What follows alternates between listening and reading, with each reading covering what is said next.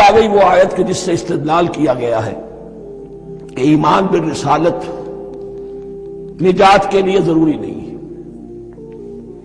ان الذین آمنوا والذین ہادوا والنصارى والصابئین من آمن باللہ والیوم الآخر وعمل صالحا فلہم اجرہم عند ربہم ولا خوف علیہم ولا ہم یحزنون۔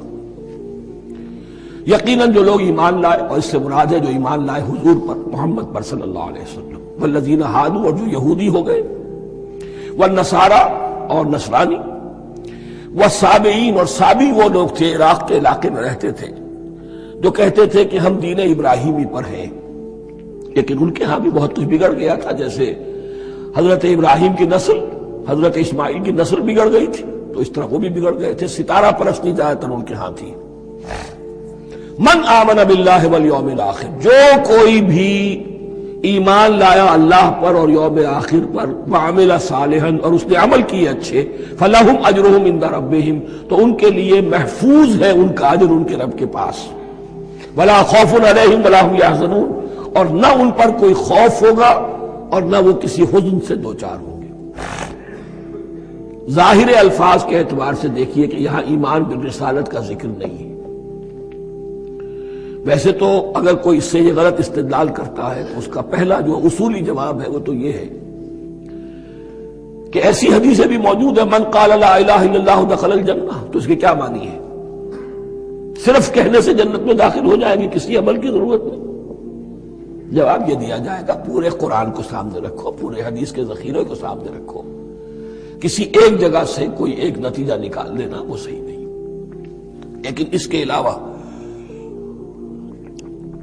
وہ اصول جو میں بیان کر چکا ہوں کہ یہ سلسلہ شروع کہاں سے ہوا ہے، 5واں رکوع، وآمنوا بما انزلت مصدقا لما معكم ولا تكونوا اول كافر به، انہیں ایمان کی زوردار دعوت سے تو یہ ساری بات شروع ہوئی ہے۔ اب فصاحت اور بلاغت کا یہ تقاضا ہے کہ بار بار اس کو دہرایا نہ جائے، وہ بات انڈرسٹوڈ رہے گی، مقدر رہے گی، سمجھی جائے گی کہ ہر جگہ پر وہ موجود ہے، اس لیے کہ ساری گفتگو ہو رہی ہے اسی کے حوالے سے۔ وآمنوا بما انزلت مصدقا لما معكم ولا تكونوا اول كافر به ولا تشتروا بآياتي ثمنا قليلا وإياي فاتقون۔ اس حوالے سے یوں سمجھیے اب اس آیت کو کہ یہاں پر کچھ الفاظ محذوف مانے جائیں گے، ان الذين آمنوا والذين هادوا والنصارى والصابئین من آمن باللہ والیوم الآخر وعمل صالحا فی ایامہم فلہم اجرہم عند ربہم ولا خوف علیہم ولا ہم یحزنون۔ ہر دور میں جبکہ ابھی حضرت عیسیٰ نہیں آئے تھے تو جو بھی یہودی تھے اس وقت تک، حضرت موسیٰ کے ماننے والے، وہ جو بھی اللہ پر ایمان رکھتے تھے اور نیک عمل کرتے تھے، آخرت کو مانتے تھے، ان کی نجات ہو جائے گی۔ لیکن حضرت عیسیٰ کے آنے کے بعد ان کو نہیں مانا، اب وہ کافر قرار پائے۔ لیکن اب حضرت عیسیٰ کے آنے کے بعد جب تک حضور نہیں آئے، جو بھی مانتا ہے، لیکن یہ کہ شرط یہی ہوگی کہ اپنے اپنے زمانے میں، اصل میں نفی جس بات کی جا رہی ہے وہ یہ ہے کہ یہ نہ سمجھو کہ کسی گروہ میں ہونے سے نجات ہوتی ہے۔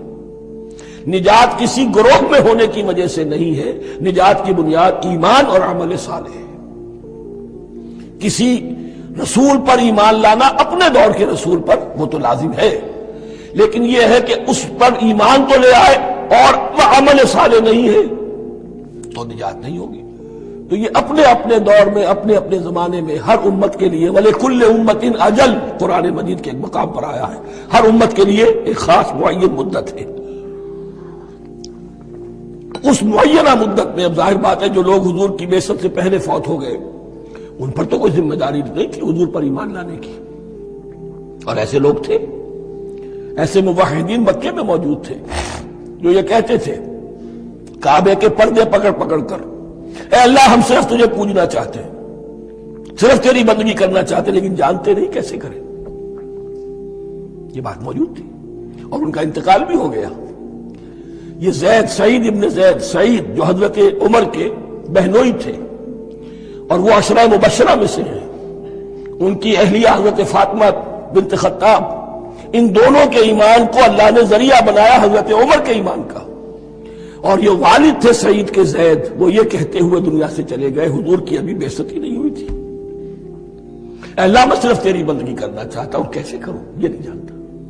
اسی کو ذہن میں رکھیے، اہدنا الصراط المستقیم جو میں نے کہا تھا، ایک سلیم الفطرت انسان، سلیم العقل انسان توحید تک پہنچ جاتا ہے، آخرت کو پہچان لیتا ہے، لیکن اب کیا کروں؟ اس شریعت کے لیے، ان احکام کے لیے وہ دستے سوال دراز کرنے پر مجبور ہے۔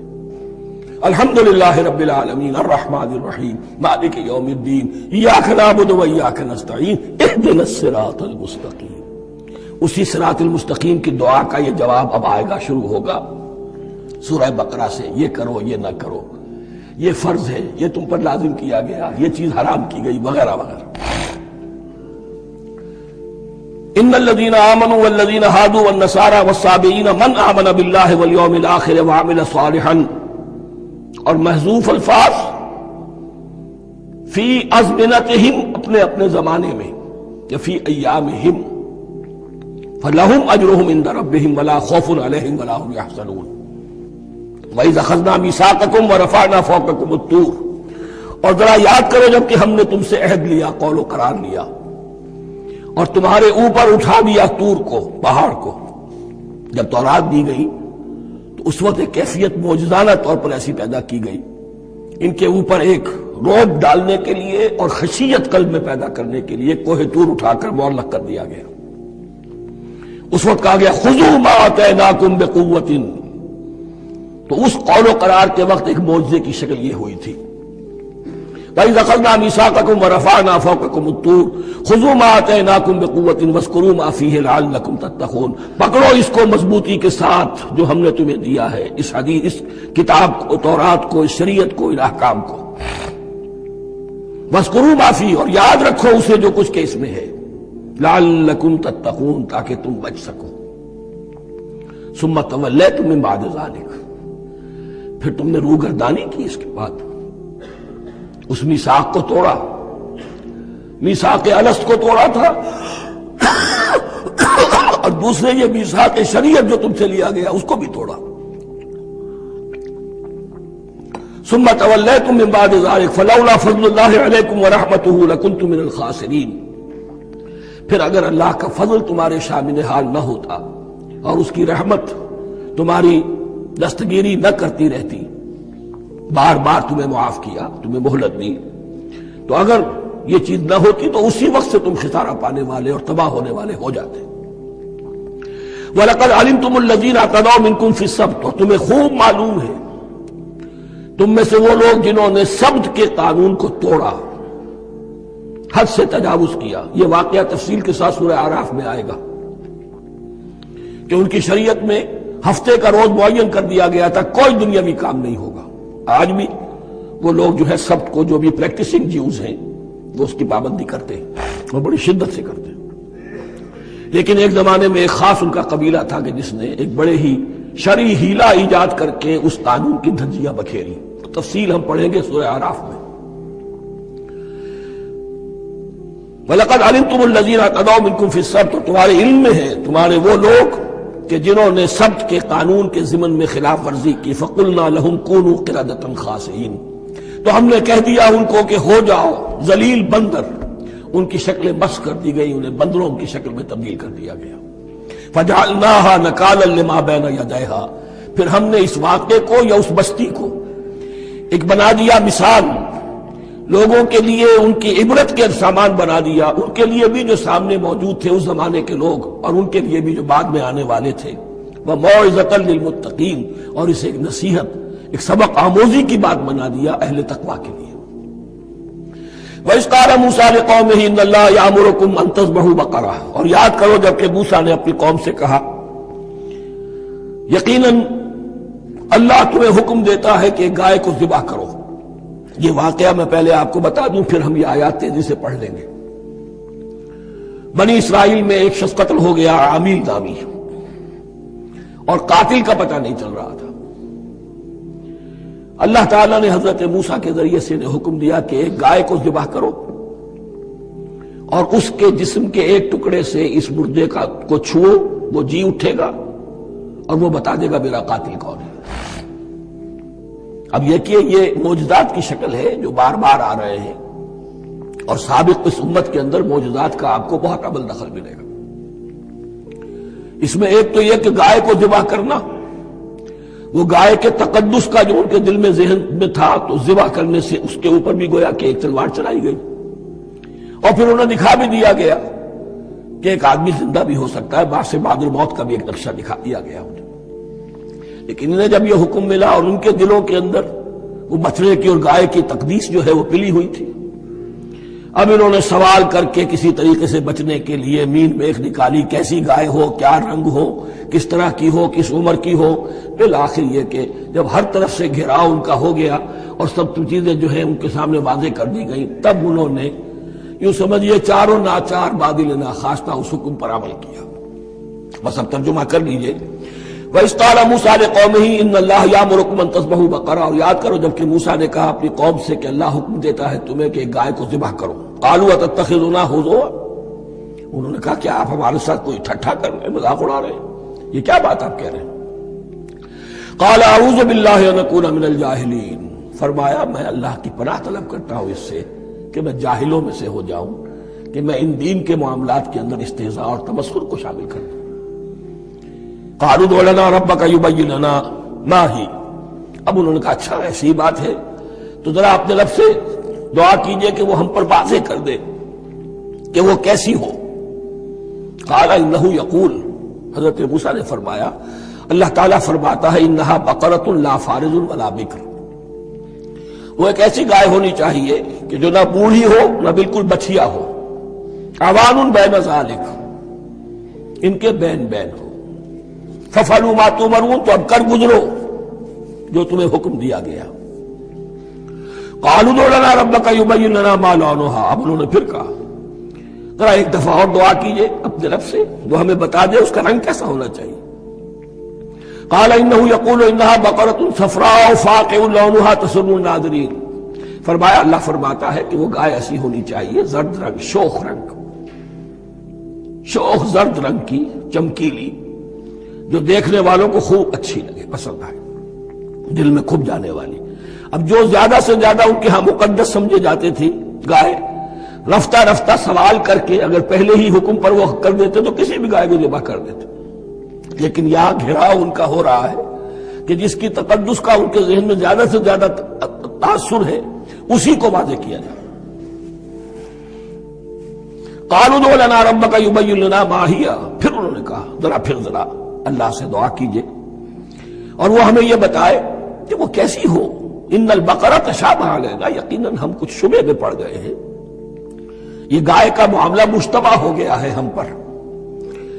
قال انہ یقول، فرمایا اللہ فرماتا ہے انہا بقرۃ لا ذلول تثیر الارض ولا تسقی الحرث، وہ ایک ایسی گائے ہونی چاہیے کہ جو کوئی جس سے مشقت نہ لی جاتی ہو، نہ وہ ہل جوتتی ہو اور نہ وہ رہٹ کا پانی کھینچتی ہو۔ تسیر الارض، نہ تو وہ زمین کو جوتنے میں، ہل چلانے میں کام نہیں لی جائے، ولا تسقی الحرث، اور نہ کھیتی کو پانی پلانے کے لیے وہ پانی کھینچنے میں استعمال کیا جائے۔ مسلمۃ، اور پوری سالم ہونی چاہیے، یک رنگ، لا شیۃ فیہا، اس میں کسی دوسرے رنگ کا کوئی داغ تک نہ ہو۔ اب کیا کرتے، گھیراؤ میں آ گئے۔ قالوا الآن جئت بالحق، کہا انہوں نے کہ ٹھیک ہے اب تو آپ نے بات جو ہے پوری طریقے سے واضح کر دی۔ فذبحوها وما كانوا يفعلون، تب انہوں نے اس کو ذبح کیا اور وہ کرنے والے نہیں تھے، دل میں نہیں تھا، بادل ناخواستہ۔ اب دیکھیے یہاں ترتیب ذرا واقعے کی جو ہے مختلف ہو گئی ہے، جو اس ذبح بقرہ کا سبب تھا وہ بعد میں بیان ہو رہا ہے۔ تورات میں چونکہ واقعات کو اس طریقے سے بیان کیا ہے لہذا وہاں ترتیب دوسری ہے۔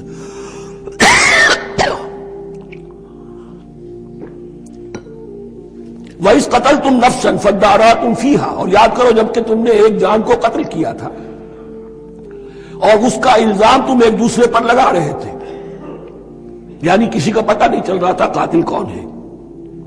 وَاللَّهُ مُخْرِجٌ مَا كُنتُمْ تَكْتُمُونَ، اور اللہ تعالیٰ فیصلہ کر چکا تھا کہ جو کچھ تم چھپا رہے ہو اسے نکال کر رہے گا، واضح کرے گا۔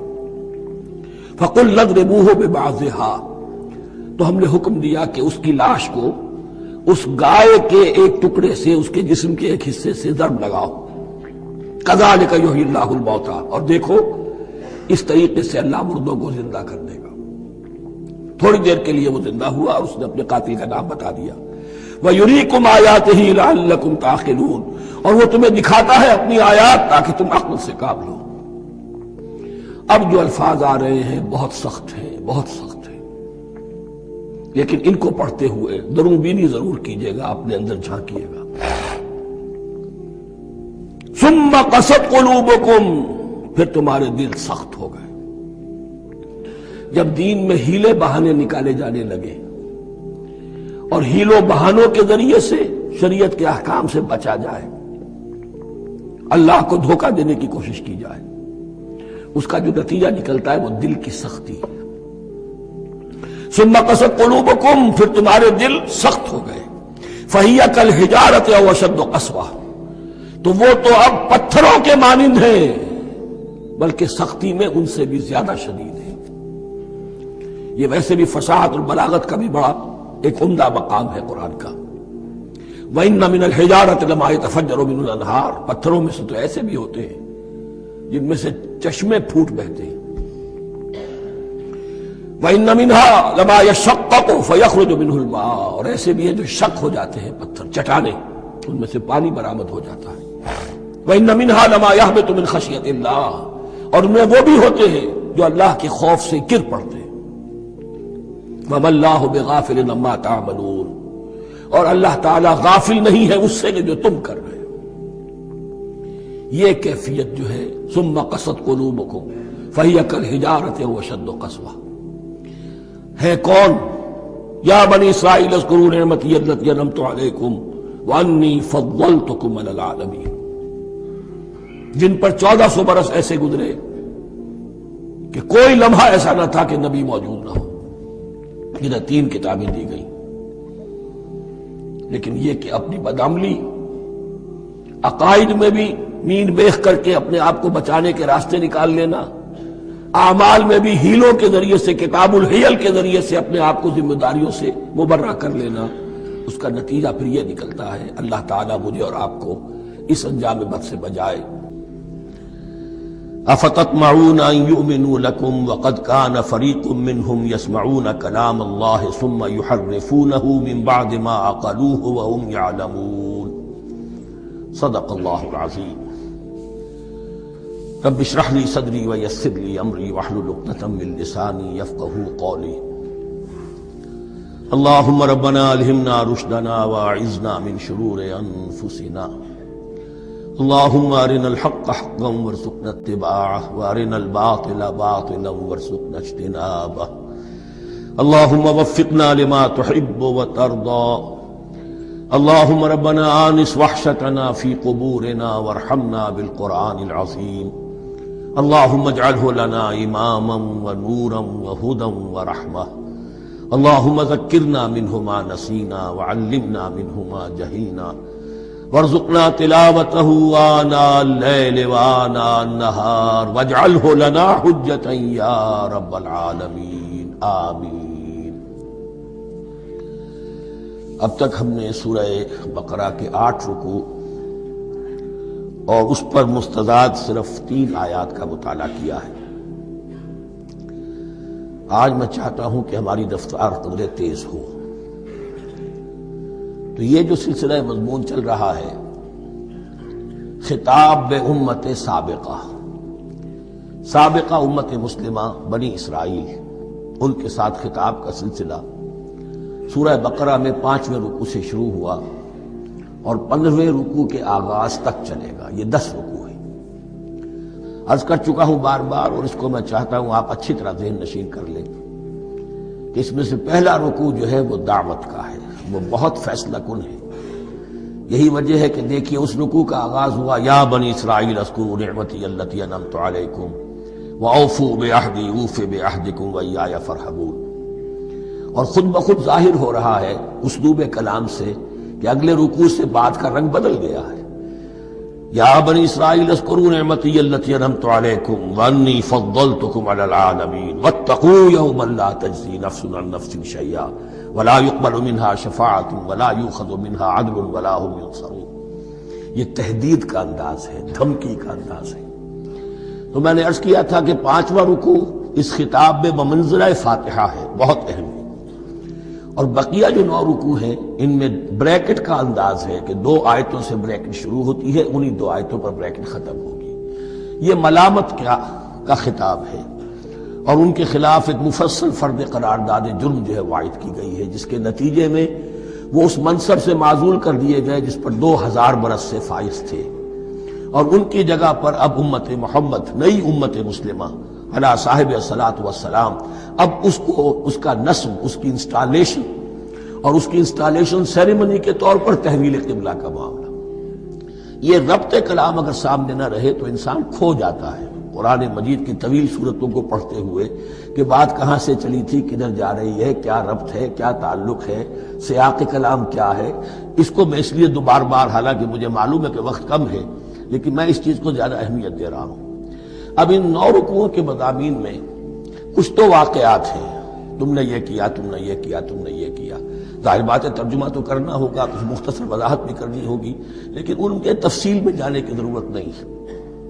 لیکن آپ نے دیکھا کہ کچھ واقعات کے بعد پھر کچھ ایسے یونیورسل ٹروتھس بیان ہوئے ہیں، ایسے عظیم حقائق کہ جو ابدی حقائق ہیں، ان کا کسی وقت سے، کسی قوم سے، کسی خاص گروہ سے تعلق نہیں، وہ تو اصول ہیں، سنت اللہ ہم انہیں کہہ سکتے ہیں، یہ اللہ کے جو عام قوانین ہیں، قواعد ہیں اس کائنات میں۔ ایک تو قوانین ہے طبعیہ، فزیکل لاز، ایک مورل لاز ہے کہ جو اس دنیا میں اللہ تعالیٰ کی طرف سے کار فرما ہے۔ تو جہاں وہ مورل لاز آتے ہیں جنہیں آپ کہا کرتے تھے جب بچپن میں کہانی پڑھی اور کہانی کے بعد لکھا اس کا مورل لیسن کیا ہے، اس کہانی سے سبق کیا حاصل ہوا، تو تھوڑے تھوڑے وقفے کے بعد وہ آیات آتی ہیں کہ جو اس گویا کہ اس سلسلہ کلام کے اندر یہ انتہائی اہمیت کی حامل ہے، اس لیے کہ وہ یونیورسل اہمیت کی حامل ہے، اور ان میں در حقیقت ایک رہنمائی پوشیدہ ہے موجودہ امت مسلمہ کے لیے۔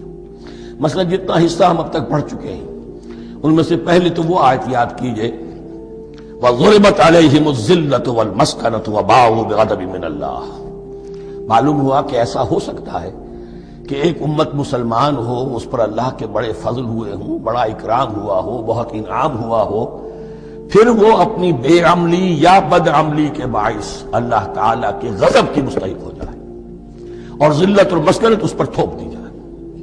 یہ ایک یونیورسل ٹروتھ وہاں سے نکل آیا کہ ہمیں سوچنا ہوگا، یہ ایک لمحہ فکریہ ہے امت مسلمہ کیا کہ کیا ہم تو کہیں آج اس پوزیشن میں نہیں ہیں۔ حدیث میں آپ کو سنا چکا ہوں، لَيَأْتِيَنَّ عَلَىٰ أُمَّتِي مَا أَتَىٰ عَلَىٰ بَنِي إِسْرَائِيلَ حَسْبَ النَّعْلِ بِالنَّعْلِ۔ دوسرا اسی طرح کا یونیورسل ٹروتھ والا مقام تھا آخری جو ہم نے کل پڑھا ہے، ثُمَّ قَسَتْ قُلُوبُكُمْ وَهِيَ كَالْحِجَارَةِ أَوْ أَشَدُّ قَسْوَةً۔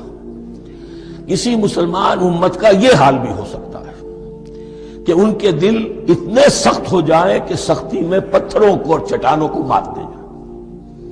یہ بھی ایک کیفیت ہے جو سامنے آئی، حالانکہ قوم وہ ہے انی فضلتکم علی العالمین، از کجا تاب کجا، لیکن یہ حقیقت بھی ہمارے سامنے آئی کہ یہ چیزیں جو ہیں اپنی جگہ پر امکانات میں سے ہیں۔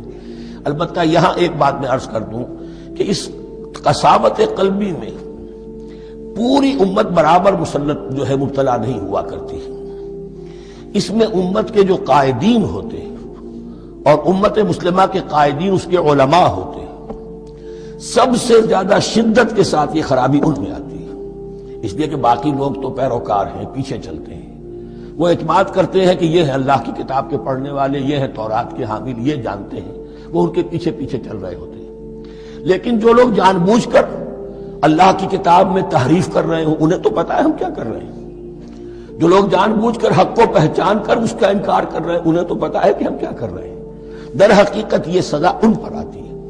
یہ بات اب ان آیات میں جو آج ہم پڑھنے چلے ہیں بہت زیادہ واضح ہو جائے گی انشاءاللہ۔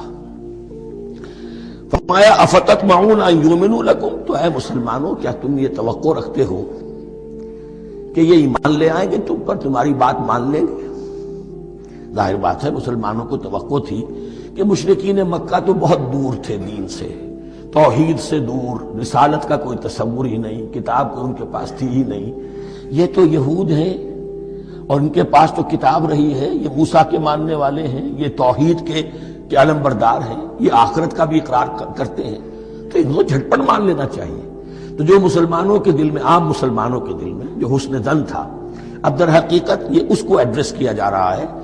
افتطمعون ان یؤمنوا لکم، تمہیں بڑی طمع ہے، کوشش ہے، تمہاری خواہش ہے، آرزو ہے، تمنا ہے، توقع ہے کہ یہ بات مان لے گے تمہاری۔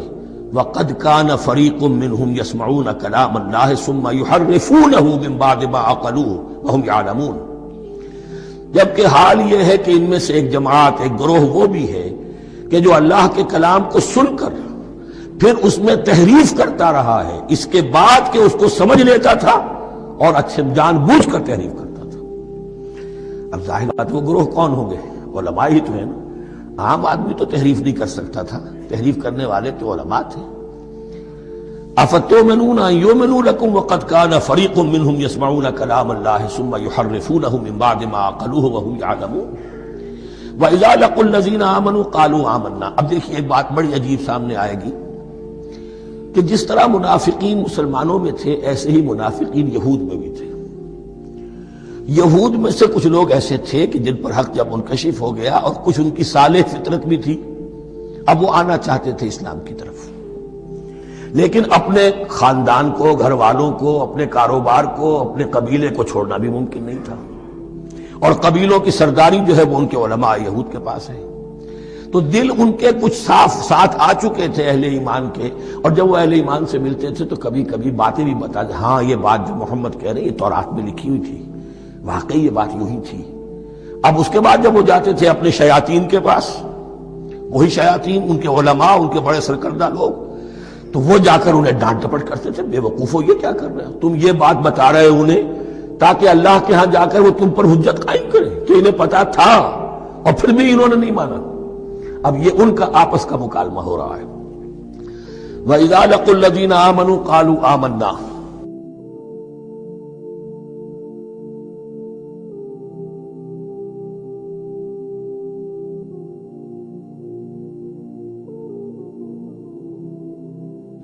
اور ان میں سے کچھ لوگ ہیں کہ جب ملتے ہیں اہل ایمان سے تو وہ کہتے ہیں ہم ایمان لے آئے۔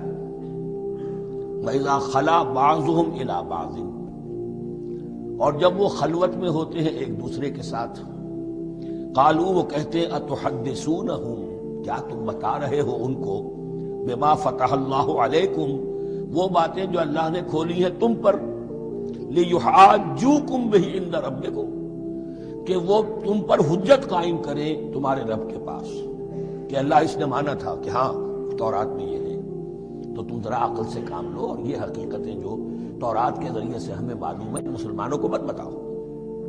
اس پر اللہ کا تبصرہ کیا ہے؟ افلا تعقلون، یہ تو ابھی انہی کا قول ختم ہوا کہ کیا تم عقل نہیں ہے کہ تم ایسا بے وقوفی کا کام کر رہے ہو۔ اولا یعلمون، یہ تبصرہ اللہ کا ہے، تو کیا یہ لوگ نہیں جانتے ان اللہ یعلم ما یسرون وما یعلنون، کہ اللہ تو جانتا ہے وہ سب کچھ بھی جو وہ چھپاتے ہیں اور وہ سب کچھ بھی جسے وہ ظاہر کرتے ہیں۔ تو چاہے یہ باتیں مسلمانوں کو بتاؤ نہ بتاؤ، اللہ کی طرف سے تو محاسبہ ہو ہی جانا ہے، لہذا یہ بھی ان کی ناسمجھی کی دلیل ہے۔ اب آ رہی ہے وہ اصل اہم بات جو میں نے آج ابتدا میں بیان کر دی تھی، وَمِنْهُمْ أُمِّيُّونَ، ان میں سے بھی ایک طبقہ تو ہے ان پڑھ لوگوں کا۔ اب دیکھیے امی اصل میں تو ایک طرح سے کہنا چاہیے کہ مشرکین عرب کے لیے لفظ ہے قرآن مجید میں، کیوں؟ ان کے اندر پڑھنے لکھنے کا رواج بھی نہیں تھا، کوئی آسمانی کتاب بھی ان کے پاس نہیں تھی۔ لیکن اب یہود کے بارے میں کہا جا رہا ہے، جیسے آج مسلمان ہیں کہ اکثر و بیشتر مسلمان تو جاہل ہیں، چاہے پی ایچ ڈی کیا ہوا، پی ایچ ڈی تو فزکس میں کیا ہوا ہے، قرآن کی الف بیتیں نہیں آتی، دین کے جو ہے مبادی تک سے ناواقف ہیں، بہت پڑھے لکھے، اس کو ہمارے بعد لوگ کہتے ہیں پڑھے لکھے جاہل۔ آج کی عظیم اکثریت مسلمانوں کے پڑھے لکھے مسلمانوں کی وہ پڑھے لکھے جاہلوں پر مشتمل ہے، اس میں شامل کر لیجئے ہماری اکثریت جو ہے ہی بغیر پڑھی لکھی ہے۔ تو انہیں کیا پتا، وہ تو سارا اعتماد کریں گے علماء پر، کوئی بریلوی ہیں بریلوی علماء پر اعتماد کریں گے، کوئی دیوبندی ہیں وہ دیوبندی علماء پر اعتماد کریں گے، کوئی اہل حدیث ہیں وہ اہل حدیث علماء پر اعتماد کریں گے۔ منہم امیون، اب امیون کا سہارا کیا ہوتا ہے؟ منہم امیون لا یعلمون الکتاب الا امانیہ، وہ کتاب سے تو واقف نہیں ہوتے، اپنی کچھ خواہشات ہیں کہ جن کو جانتے ہیں۔ یہ خواہشات بعد میں کھل جائے گا۔ یہ خواہشات کیا ہیں؟ ہم تو اسرائیلی ہیں، ہم تو اللہ کے محبوب ہیں، ہم تو امت محمد میں ہیں، ہماری تو شفاعت ہو ہی جائے گی۔ یہ امانی ہے، تلک امانیہم، اور ہمیں تو جہنم میں داخل کیا بھی تو تھوڑے سے عرصے کے لیے، ہمیں نکال لیا جائے گا۔ یہ امانی ہے۔ تو ان کے پاس تو یہ تو ان امانی، امنیہ کہتے ہیں خواہش، امانی اس کی جمع ہے، یہ اپنی خواہشات، انگریزی کا لفظ صحیح تعبیر کرے گا وشفل تھنکنگ، یہ اپنی اس وشفل تھنکنگ کے سہارے جی رہے ہیں، علم ان کے پاس ہے ہی نہیں۔ وَإِنْهُمْ إِلَّا يَظُنُّونَ، اور وہ نہیں کچھ کر رہے مگر ظن و تخمین، گمان ہے، ان کے اپنے من گھڑت خیالات ہیں۔ فَوَيْلٌ لِّلَّذِينَ يَكْتُبُونَ الْكِتَابَ بِأَيْدِيهِمْ، تو اصل ہلاکت اور بربادی اور ویل کے بارے میں بعض روایات یہ بھی آئی ہیں کہ وہ جہنم کا وہ طبقہ ہے جس سے خود جہنم پناہ مانگتی ہے، سخت ترین۔ تو وہ ویل، وہ تباہی جو ہے ان کے لیے ہے جو کتاب لکھتے ہیں اپنے ہاتھ سے، ثم یقولون ھذا من عند اللہ، اور پھر کہتے ہیں یہ اللہ کی طرف سے ہے، لیشتروا بہ ثمنا قلیلا، تاکہ کو حاصل کر لیں اس سے کچھ بڑی گھٹیا سی حقیر سی قیمت۔ یعنی فتویٰ نویسی جس کا معاملہ ہے۔ اب کوئی شخص آیا، اس نے ایک رائے پوچھی، انہوں نے اپنا جو بھی ہے وہ لکھا، کہا یہی دین کا تقاضا ہے، بس یہی علم ہے، یہی اللہ کی بات ہے۔ اب اس میں کتنا کچھ واقعتاً انہوں نے صحیح بات کہی ہے، کتنی ہٹ درمی سے کام لیا ہے، کتنی کسی رشوت کے مبنی کو رائے دی ہے، خود بدلتے نہیں قرآن کو بدل دیتے ہیں، وہ کس درجہ فقیہان حرم بے توفیق۔ تو یہ ان کے علماء کا کردار تھا۔ ثم يقولون هذا من عند الله ليشتروا به ثمنا قليلا فويل لهم مما كتبت ايديهم، تو ہلاکت اور بربادی ہے ان کے لیے اس چیز سے کہ جو ان کے ہاتھوں نے لکھی، وویل لهم مما يكسبون، اور ان کے لیے ہلاکت اور بربادی ہے اس کمائی سے جو وہ کر رہے ہیں۔ یہ سارا دھندا جو ہے فتویٰ فروشی کا اور دین فروشی کا، اس کے لیے تباہی وہ اپنے لیے مول لے رہے ہیں، اس سے کوئی ان کو اللہ تعالیٰ کے ہاں کوئی ثواب نہیں ملے گا۔ وقالوا، اب یہ آگے امانی، وقالوا لن تمسنا النار الا ایاما معدودہ، وہ کہتے ہیں ہمیں تو آگ چھو ہی نہیں سکتی، ہاں گنتی کے چند دن، صرف یہ کہ دوسروں کی آنکھوں میں دھول جھونکنے کے لیے کہ کوئی اعتراض نہ کر دے، اللہ ہمیں آگ میں پھینکا جا رہا اور ان کو نہیں پھینکا جا رہا، یہ ہم سے بھی بدتر تھے کردار میں، تو شاید ان کا منہ بند کرنے کے لیے چند دن کے لیے ہمیں جہنم میں ڈال دیں گے، پھر فوراً نکال لیں گے۔ وقالوا لن تمسنا النار الا ایاما معدودہ، اور وہ کہتے ہیں کہ نہیں چھو سکتی ہمیں آگ مگر گنتی کے چند دن۔ قل اتخذتم عند اللہ عہدا، ان سے کہیے کیا تم نے اللہ سے کوئی عہد لے لیا ہے، کوئی قول و قرار ہو گیا ہے؟ فلن یخلف اللہ عہدہ، کہ تمہیں یہ یقین ہے کہ اللہ اپنے عہد کے خلاف نہیں کرے گا؟ ام تقولون علی اللہ ما لا تعلمون، یا تم اللہ کی طرف اس بات کی نسبت کر رہے ہو، تہمت لگا رہے ہو، جڑ رہے ہو یہ بات اللہ پر جو تم نہیں جانتے، جس کے لیے تمہارے پاس کوئی علم نہیں ہے۔ بلا من کسب سیئۃ، اب یہ انتہائی وہ یونیورسل ٹروتھس جو ہیں جو میں نے کہا تھا، ابدی حقائق، اس کی عظیم ترین حقیقت آ رہی ہے، نوٹ کیجئے۔ بلا، کیوں نہیں، من کسب سیئۃ، جس شخص نے جان بوجھ کر ایک گناہ کمایا، لیکن گناہ بڑا، کبائر، صغائر نہیں، سیئۃ، یہ اس کی جو تنکیر ہے وہ ایک کا فائدہ بھی دے رہی ہے اور تفخیم کا بھی۔ جس نے بھی جان بوجھ کر کسبا، ایک گناہ کمایا، احاطت بہ خطیئتہ، اور اس کی خطا نے اس کا گھیراؤ کر لیا، یعنی ایک ہی گناہ ہے، سود کھا رہا ہے، باقی نماز ہے، تہجد ہے، یہ ہے وہ ہے، لیکن اس ایک گناہ کی برائی بھی اتنی اس کے گرد جو ہے چھا جائے گی کہ پھر اس کی یہ ساری نیکیاں ختم ہو کر رہ جائیں، ایک گناہ۔ بلا من کسب سیئۃ واحاطت بہ خطیئتہ فاولئک اصحاب النار هم فیہا خالدون۔ اس میں ہمارے مفسرین نے یہ لکھا ہے کہ اس کی خطا کاری اتنی اس کے اوپر چھا جائے کہ ایمان کا کوئی اثر باقی نہ رہے۔